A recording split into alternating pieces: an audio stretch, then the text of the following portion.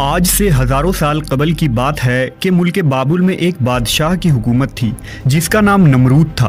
نمرود نہایت ہی سرکش اور ظالم شخص تھا۔ اس نے خدا ہونے کا جھوٹا دعویٰ کر رکھا تھا اور جو اسے خدا نہ مانتا اس پر بہت ظلم و ستم کرتا تھا۔ نمرود خود بت پرست تھا اور اپنی سلطنت میں بھی بت پرستی کی اشاعت کیا کرتا تھا۔ نمرود کا محل مختلف قیمتی پتھروں کے بنائے ہوئے بتوں سے بھری ہوئی تھی۔ اللہ نے نمرود اور بابل کے لوگوں کی طرف حضرت ابراہیم علیہ السلام کو معبود فرمایا۔ آپ نے نمرود کو اللہ کی عبادت کی طرف بلایا، مگر نمرود کی جہالت، گمراہی اور بادشاہت کے غرور نے اسے اللہ کے انکار پر کھڑا کر دیا۔ جب حضرت ابراہیم علیہ السلام نے کہا میرا اللہ تو وہ ہے جو زندہ کرتا ہے اور مارتا ہے، تو نمرود نے جواب دیا کہ میں بھی زندہ کرتا ہوں اور مارتا ہوں۔ ابراہیم علیہ السلام نے کہا میرا رب مشرق سے سورج کو نکالتا ہے، اگر تو خدا ہے تو مغرب سے سورج نکال کر دکھا۔ یہ سن کر نمرود لاجواب ہو گیا۔ نمرود نے غصے میں یہ حکم دیا کہ ابراہیم کو بطور سزا آگ میں ڈال دیا جائے۔ لہٰذا بابل کے لوگوں نے ایک خاص مقام پر لکڑیاں جمع کرنا شروع کر دیا۔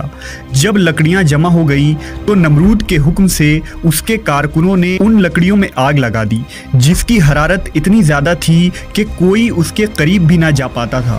جب حضرت ابراہیم علیہ السلام کو اس جلتی ہوئی آگ میں پھینکا گیا تو اللہ کے حکم سے وہ آگ ٹھنڈا ہو گیا۔ جب نمرود کو یقین ہوا کہ آگ ابراہیم علیہ السلام کا کچھ بھی نہیں بگاڑ سکتی تو اس نے آپ کو آزاد کر دیا، مگر نمرود اور اہل بابل نے اس معجزے کے بعد بھی اللہ اور اس کے سچے پیغمبر پر ایمان نہ لایا۔ اس کے برخلاف نمرود نے بابل میں ایک عظیم مینار بنوانے کا حکم دیا جس کے ذریعہ وہ ابراہیم کے خدا سے مقابلہ کر سکے۔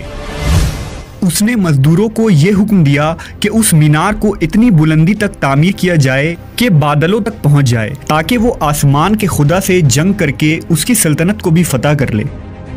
جب یہ مینار تعمیر ہوا اور بادلوں کو چھونے لگی تو نمرود اس پر چڑھ کر خدائی کا دعویٰ کرتا تھا اور آسمان کی طرف دیکھ کر خدا کو للکارتا اور لوگوں سے کہتا کہ آسمان کا خدا کچھ جواب نہیں دے رہا ہے کیونکہ وہ میرا مقابلہ نہیں کر سکتا۔ لہٰذا یہ دیکھ کر نمرود کو پوجنے والوں کی تعداد میں اور تیزی سے اضافہ ہو رہا تھا اور جوق در جوق لوگ اس کے آگے سجدہ ریز ہوا کرتے تھے۔ لیکن نمرود اس بات سے بے خبر تھا کہ بہت جلد وہ اللہ کے غضب کا شکار ہونے والا ہے اور ایک سخت عذاب اس پر جلد مسلط ہونے والی ہے۔ اللہ نے ایک آسمانی فرشتے کو نمرود کے دربار میں بھیجا۔ اس نے نمرود کو ایمان قبول کرنے اور لاشریک معبود پر ایمان لانے کی دعوت دی، مگر غرور و تکبر سے چور نمرود نے انکار کر دیا۔ فرشتے نے نصیحت کرتے ہوئے کہا خدا کی قدرت اور طاقت تم اور تمہاری فوج سے کئی زیادہ ہے، اگر وہ چاہے تو تجھے اپنی سب سے کمزور مخلوق کے ذریعہ ہلاک کر سکتا ہے۔ لہٰذا نمرود نے خدا سے مقابلہ کرنے کا تقاضا کیا۔ فرشتے نے نمرود کو 3 دن کی مہلت دی جس میں اس نے اپنی تمام لشکر کو جمع کر لیا اور پوری طاقت و قوت کے ساتھ جنگ کے لیے تیار ہو گیا۔